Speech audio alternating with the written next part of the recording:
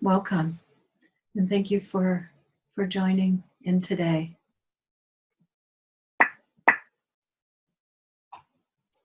Such an honor to be with you all.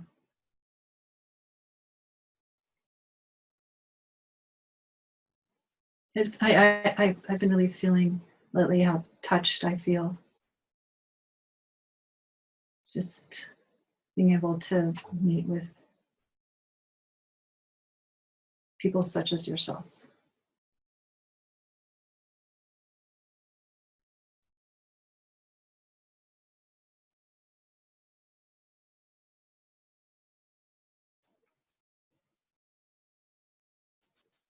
And I've also been feeling the responsibility that comes with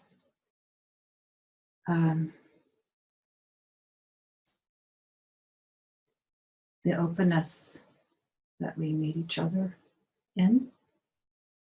Responsibility to support. It's not a burden in that way, not a burden responsibility, but a joyful responsibility that makes me rise up to meet you. And the responsibility that you will have in turn to rise up and meet me. So we meet each other. Right? It's a bubbling up. It's a shared value that we have to meet each other here, all of us. And it pulls us forward. It pulls us forward.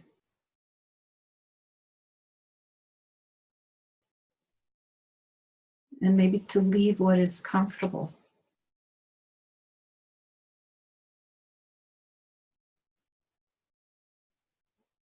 Even if it's not comfortable, you know.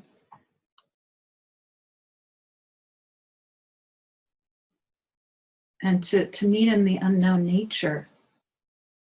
We don't know what we're going to be doing here. We don't know what we're going to co-create. Like, it's not just like conceptually, but in truth, right here, that we're meeting each other. And that's the whole gist of it, right? Is this spiritual journey is to learn how to rest in the unknown.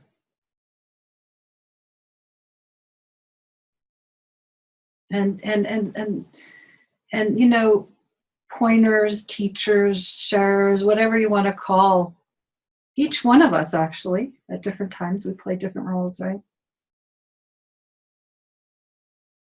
I think we serve each other best when we invite from one another to meet in the unknown, the place where we don't really know who we are. We don't really know what this life's about.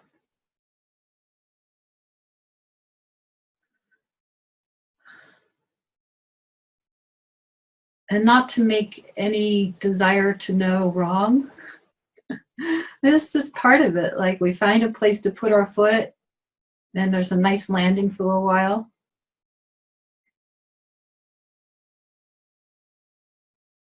And then step off that landing.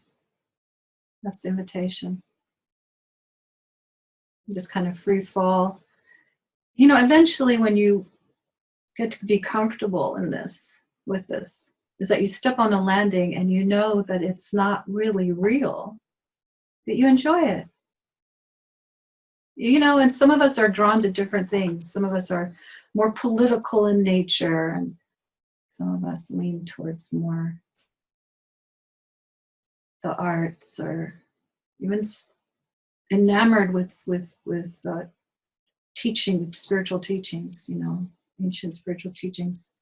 And there's nothing wrong with any of it, or right? But just put on an outfit and start to believe again that that's who we are. Limits, as you know. Possibility. And we can start to feel it. If we tell ourselves the truth, we can start to feel how we start to feel bound again, right? It's kind of like stuffed into a little suit again. First, it feels kind of good, maybe, because you're exploring yourself in a new way, you know. And you reach your own limit of exploration, and to tell yourself the truth, it's time to step out of that outfit of being, let's say, a parent, or being someone who's married, a caretaker of sorts. Someone who, as you know, everything can become, might be used as identity. But if we're really being sincere inside, you can tell that something's off. Something starts to smell fishy.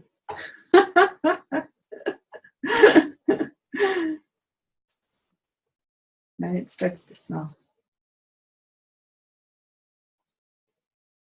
And it just means that we've trying to make impermanence permanent, right? We're trying to, hammer it down. We're meant to flow. Life is a flow.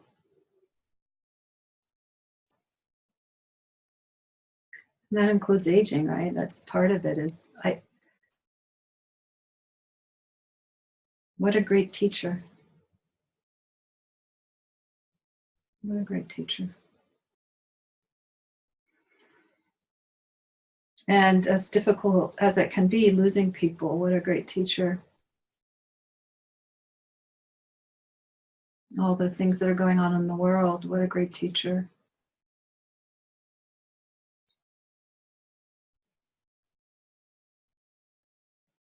We're meant to continually be uprooted, unseated, made uncomfortable. I'm not saying it's easy. The Buddha said life is suffering. He was right. It's such an interesting paradox to say life is suffering, and to the next moment to laugh like some kind of wild fool.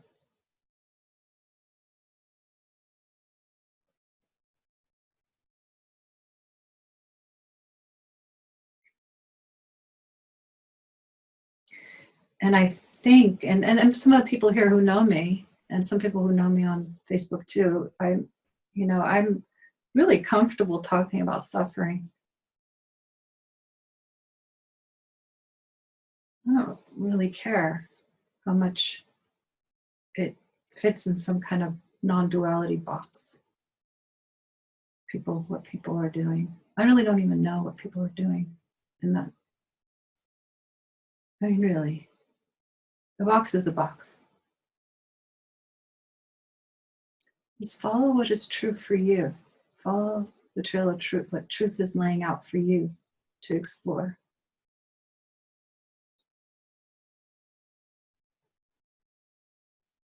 There's a time for everything. And one of the lines, there's a time for everything.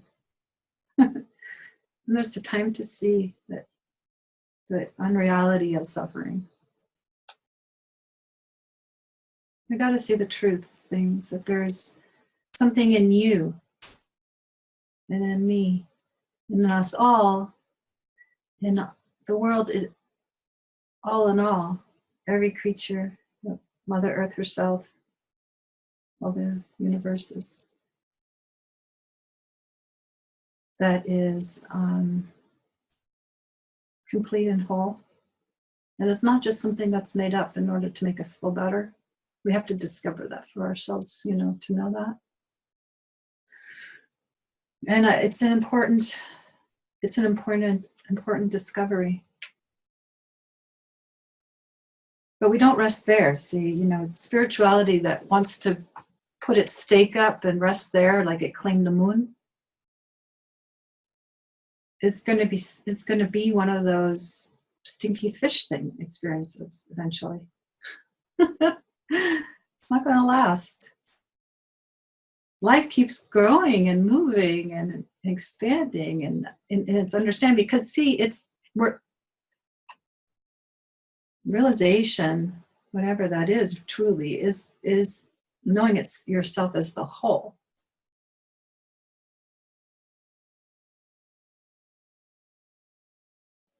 Which means you don't push anything away. So then it comes back for ourselves, you know, it's like, okay, there's something inside that you can touch on right now. It doesn't take, oh, I'll get to that later, or I've been trying for 30 years or whatever. That's untouched, you know. It already knows it. It wouldn't be interested in this stuff if it didn't already know it on some level. You pretend you don't know it. I don't even know if anyone here is pretending to not know it. I don't want to make assumptions. But you would not be here, you would not be interested if you did not already have a sense that there's something in you that's eternal.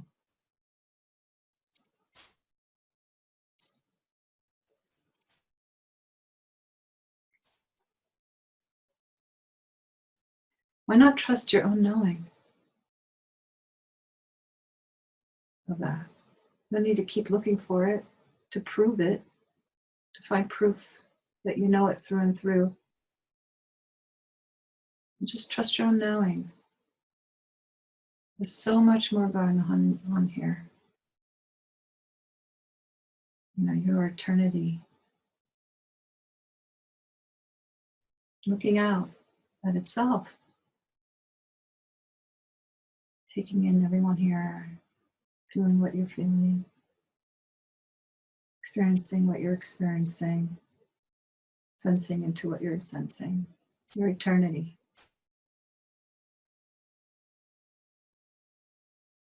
And like everything that's impermanent, this experience will end someday and change. The experience of being in this body.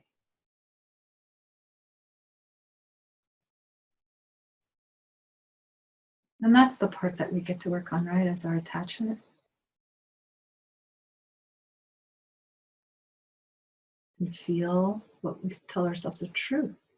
You know, telling ourselves the truth is the best springboard for going deeper. I'm scared. I'm in pain. My heart hurts. I feel happy, you know, all the varieties of experience, yeah. But then you get to see, what is it that's knowing that? I feel pain. Use that as your entryway. Something that is not feeling pain knows that, right? Whether it's emotional, physical, right, or psychological pain, something inside knows that it's feeling pain, and that knowing, that seeing and noticing. See, it's always being covered over by experience. Experiences come and go. But that which knows, which sees, which experiences,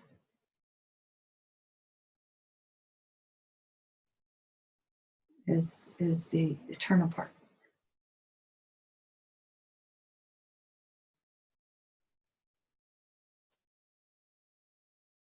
Right? And that's what I mean, like when that becomes really grounded in your being, that this eternal part really is not being covered over always and being lost in the identity of what's moving in front of it. All experiences really can know itself as experience without getting lost. We're not meant to just stay static. We're not meant to be lost. Well, not meant. I'll just use these words. They're all words, right? It's pain. Being lost in experience in the world is painful. I mean, and it's never ending. Another reason to be lost in experience. Never ending. So that draws people to look deeper, right? That's what's drawing us to look more deeply.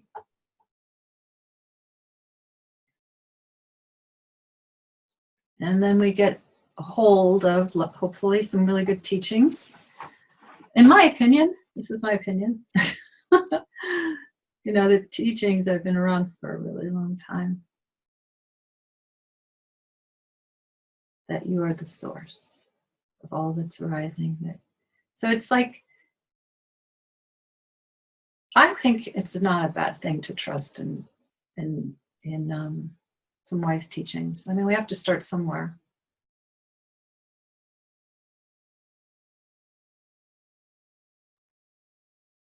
Yeah, trust in yourself. But if yourself is mostly covered over and layered over by being lost, how to find one's way, right? Some great, great teachings out there. Just even reading Ramana, helps a lot. There's such a transmission there. Nisargadatta, really great transmission there. I mean, lots of different texts out there. But the thing is that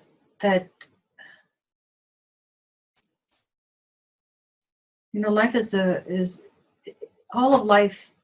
One's spiritual life even can't be described in a book. So then, we have to be the lived experience and not compare ourselves to these teachings per se and say, I don't fit in there. The pointers are real, but then we have to make it our own, right?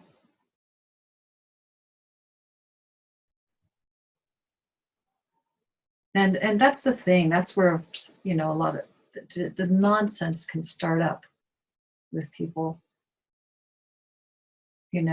Dueling it out on this in the spiritual arena of what's true, what's not true. Yes.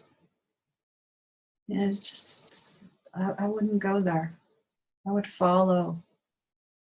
We're meant to be a light unto ourselves, see. I would follow the trail that is true for you. And start to gain understanding when you're going off trail. I know it's not necessarily easy to be on your own trail. We're getting so much support along the way, unseen support and seen. If what we need to do is to develop this really sharp antenna of listening. And I spoke about this quite a bit in our last group meeting here.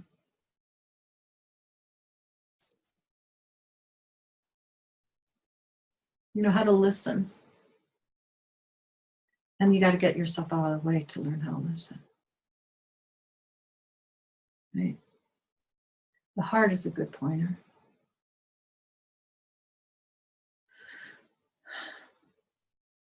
So that is incredibly important on this journey, is learning how to listen. And that includes, coming to something like this that might be a listening for you, or reading this or that, or taking a walk in nature, refining your capacity to meet others with clarity and your languaging.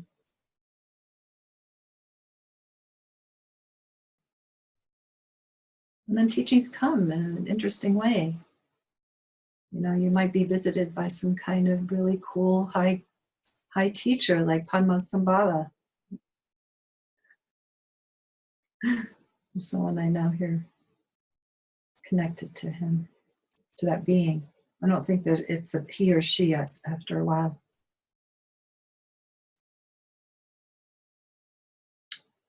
We're being supported all the time. And, and do not overlook the earth herself, itself. Do not overlook the wisdom. It's very, very powerful being. We overlook that. I don't know how we can overlook that. Yeah, I know that doesn't quite fit into the non-dual box either. I don't care. I think it's okay to let the mystic out of the closet.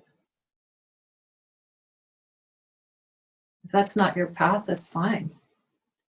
But the truth is, we're spirit and form. We're the form is spirit. There's so much more going on here than we know. So much more. So let yourself be guided. Let yourself open your own boundaries of yourself of what you think needs to happen. Shake it up a bit. Shake yourself up. We don't need to limit ourselves. And resting in I don't know is awesome. It's wonderful. Because then, knowing comes, right?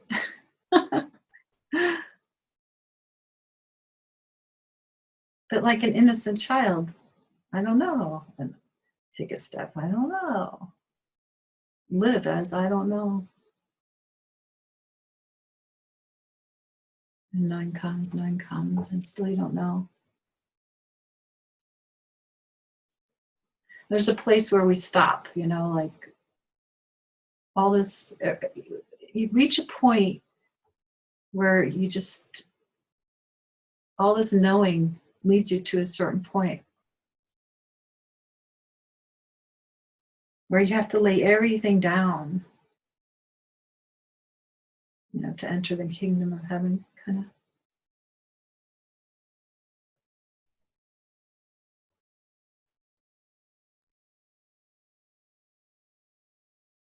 I'd much rather meet you in your I don't know than in what you know. Really would.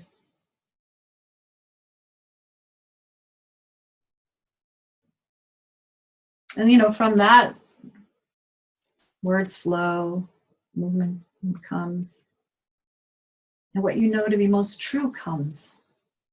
But guess what? It doesn't have like the intensity of identity. It doesn't have like it's fluid even there. Like you share what you do know, what's most real for you. Invitation to be that, to move as that and speak as that. But if someone were to say, what do you know truly? Pin you down on the floor and say, you can't get up until you give me something. And tell me what you most know to be true. What would you say?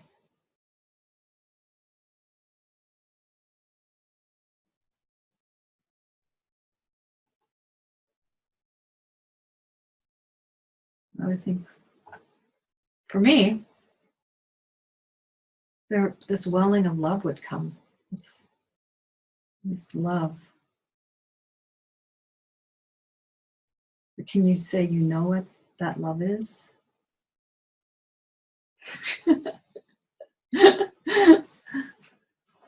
See, what's most real behind it is vast, vast, vast emptiness.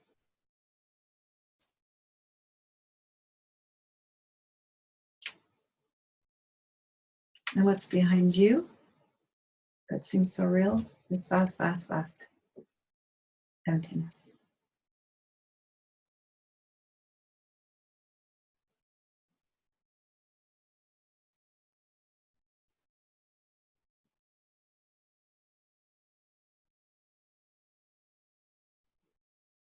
Okay. So I kind of like it that it's a small chat room today.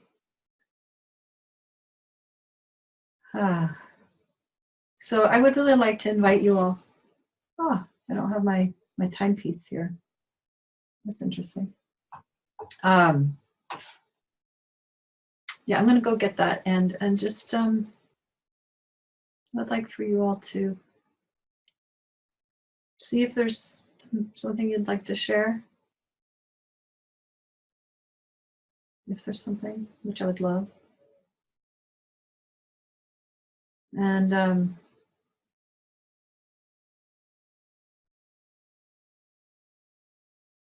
we're just going to hold each other in a type of,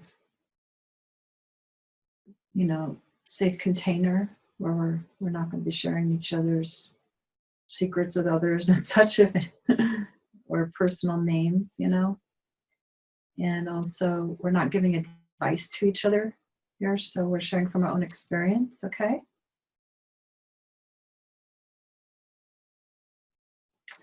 You know what I feel like doing, what I feel like inviting is I feel like inviting you all to speak from your own knowing.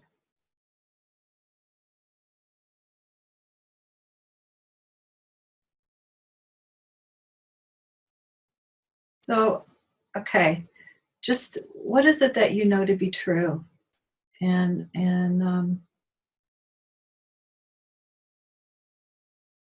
yeah, just sort of inviting what you do know. Not, as you can tell through this whole talk, it's not a conceptual knowing, right? What is your understanding about life, about truth, about yourself? And you know what? And that's open to change. You don't have to be scared that I'm going to nail that on the wall. And you have to live with that for the rest of your life. I trust that that it could shift. And we're going to keep, between 3 to 5 minutes, 2 to 5, let's say 2 to 4 minutes each, something like that. I don't want to go, give everybody a chance and such. Keep it fresh. So at least in the beginning, we can get, later on, we can go into what it is that you don't know and you're wondering about. We're not going there right away. Okay? So that's since I'm the sort of captain of the ship, that's what I'm saying is going to happen. That is an experiment. What is it that you know? What is it that you delight in? What is your truth? Okay? Guess what? When we invite that forward, it becomes lived reality more and more. So if you're like focusing on what you don't know or what's wrong, right? That's what we get more of, right? That's true. Kind of one of those true New Age beliefs.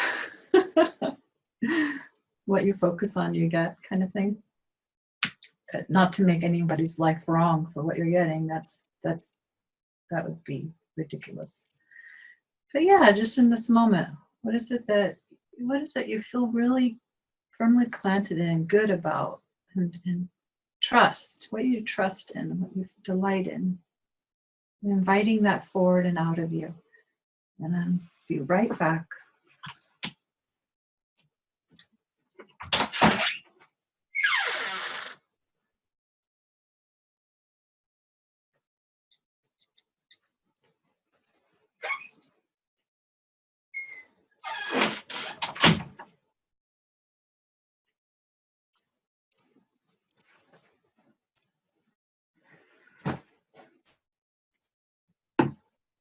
I like to have a timepiece. Okay. So when you're ready, if you could please just unmute yourself on the lower left-hand corner. There's a mute and unmute button. And you just raise your hand so that we can. Paula, yeah. Hi, Susanna. Hi, everyone. What's happening here? There is a noticing that I don't know anything. The only thing that I know is that there's an aliveness here. There's a knowing of, I guess we can call it experience of colors, sensations, and thoughts arising. And I think I'm even noticing it more so. This body is going through something. It's been in a lot of pain physically, and as I as there's as attention seems to go to the sensations, it becomes more obvious that I don't know what that sensation is, unless the mind, labels it. And I don't really have to know anymore. It seems lately I don't have to know what anything is. I want to just be able to look and see around myself and just let it be at that. Just the knowing. I don't have to know, and there's really nothing I have to know. And for a long time, I thought I had to know something. I had this non-duality, this search was always about getting something, getting enlightened, whatever that is, knowing something. I mean, the hundreds of books that I've read and all this knowledge that I've acquired. And now I realize I don't need to know any of it. And the knowing is not something within that I feel I can, I don't know what I am. I do realize I can be what I am. That's obvious, yet I can't talk about it. There's nothing I can really say about it. There seems to be more of a trust, there's whatever this is or whatever's happening. I don't know why anything happens, or if it has any purpose or meaning. It just is. And I'm coming to a point where there's seems to be an acceptance of that, Because I saw for a while I was fighting with the body because it was in pain and because of it. I wasn't very kind to this body. Because it was in pain, I couldn't go to work, and I need to work. And I realized I was getting caught up in all the mind ideas about how things should be. And I guess things really should be as they are. Otherwise, maybe they wouldn't be this way, That's what's going on here. Thank you. Thank you too. Sweet. I love the peacefulness that I feel in just listening to you. Oh, thank you. The resting. And I love what you said about I don't know, but I can be. I don't need to know, but I can be. Beautiful.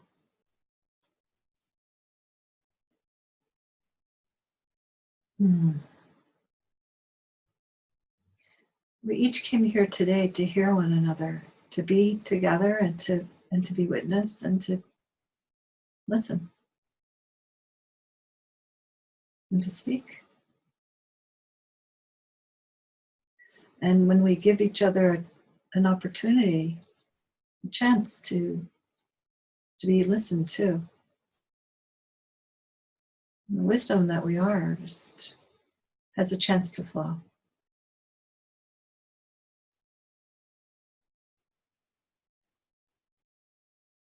That's what that's what I'm enjoying and would like to invite you all to participate in this, is the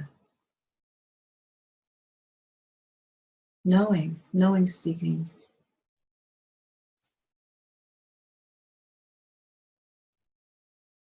And I love how you're remaining true to what it is you know. That's what authenticity is, and right. being our natural selves. We don't need to be anything we're not. It's enough. What we are is enough. It's always been enough. And we don't have to make up anything to be here together or be here in your life, in the world. You don't have to make anything up. And what you are is enough.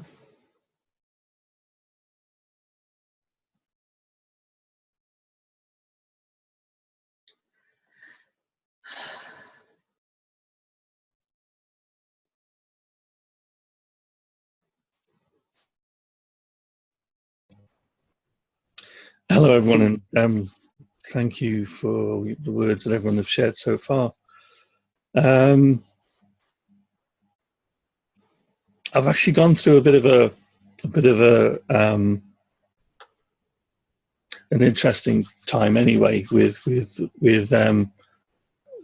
self-analysis and what is, and it kind of fits in nicely with what you're asking about. What is it that you are? What is it that you take part in? And for me, what I find is that it's almost like I sit waiting for everyone else.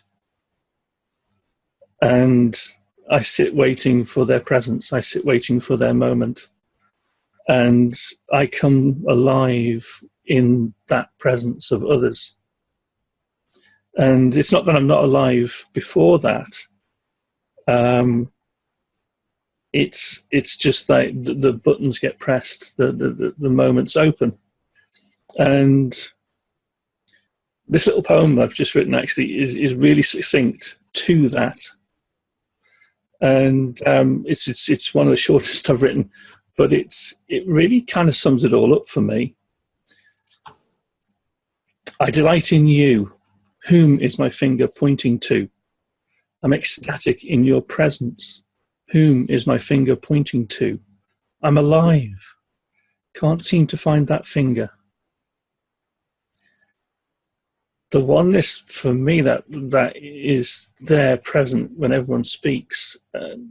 You don't even have to speak. Just sitting there, it's just profound and wonderful.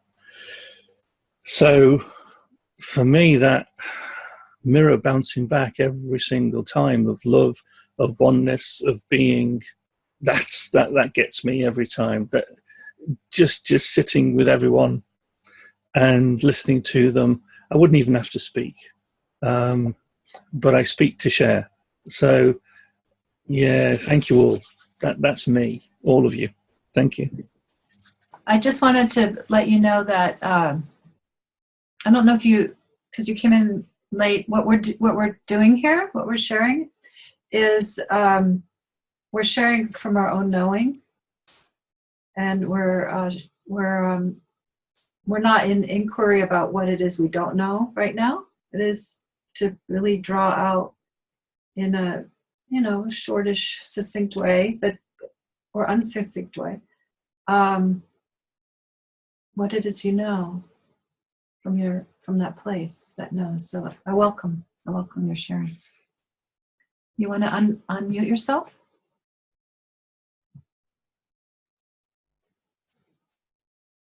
Hello, sorry for coming late. I was outside looking for a house. So just came back home. I just came back home.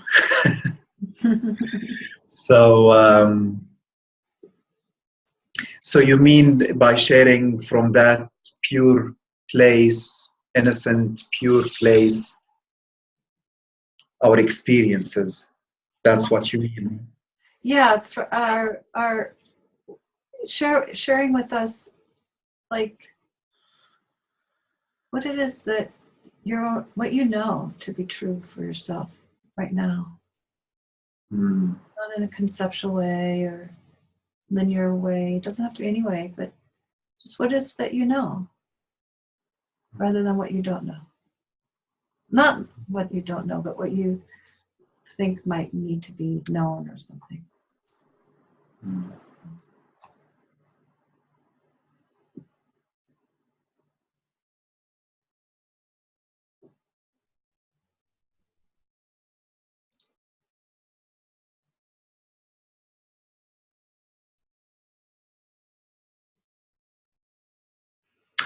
Um, I have been lately noticing that um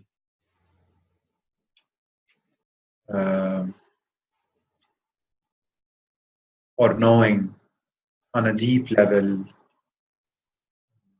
death. Death is the feeling of death is permeating my whole experience. It's bringing me to a deeper level of perception, not to the present moment. I wouldn't say it's bringing me to the present moment. It's taking me to something to deeper than the present moment. This feeling of nothing is nothing is fixed. Nothing is nothing will remain. Nothing is constant in this world, in this life, in this movement. And this is bringing glimpses to me of suddenly I feel as if I am out of all this experience of body, emotions, thoughts, past, present, future, as if I am suddenly sucked out of all of this experience, but it lasts only seconds, like just a moving, and this is causing in my experience more and more undoing of what is hooking me into suffering, into pain, into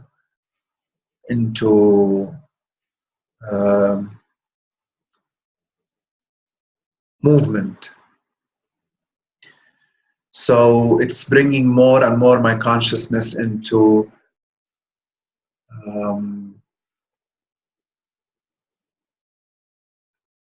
visiting mode, as if I'm a visitor, not as an intellectual concept, but as a true visitor. I am just visiting. And it happened that my visit, for some people it's maybe nice, for some people it's okay, for some people it's in between those. But I have noticed that my experience has been most of it as a nightmare. The nightmare is pushing me not to be asleep into any of this, not to belong to any. I could never like blend. And now I'm understanding why. It's like my consciousness is never wanting me to get hooked up totally. Even in spirituality, it's not allowing me to be hooked into even spirituality, even the play of the intellectual spiritual game. So this is bringing me somehow into peace. And when the funny thing is that when it started happening recently, massive amounts of suffering are surfacing. Challenges in life are surfacing. Even the past 2 days, I have been severe detoxing through my body, going to the bathroom, almost vomiting, feeling nausea, feeling dizzy, as if my whole system is being squeezing out all the density. And this was funny because I didn't expect it to happen this way. As painful in the body was storing so much and it's being squeezed. So what I know is that this is a painful process. It's not a blissful, happy, joyful process. Joy would pass, bliss would pass, but mostly for me, it has been a very painful process. And I was talking to my friend today and my mother that it's like true delivering. I'm being delivered. And with delivery, there is tremendous pain. And this is what I'm going through, this tremendous pain. Even on the physical cellular level, it's taking place. So that's what I know for now. Beautiful. I love your honesty. Thank you. Yeah, thank you too. Yeah, every person you're speaking to, and to me, speaking my words too. So thank you. Thank you. I gotta bring in that piece too. So thank you for being that. Oh, we're all being birthed, huh? Yes. Thank you. I'm not going Thank to you. be commenting too much because this is your knowing, your sharing. I want to honor that.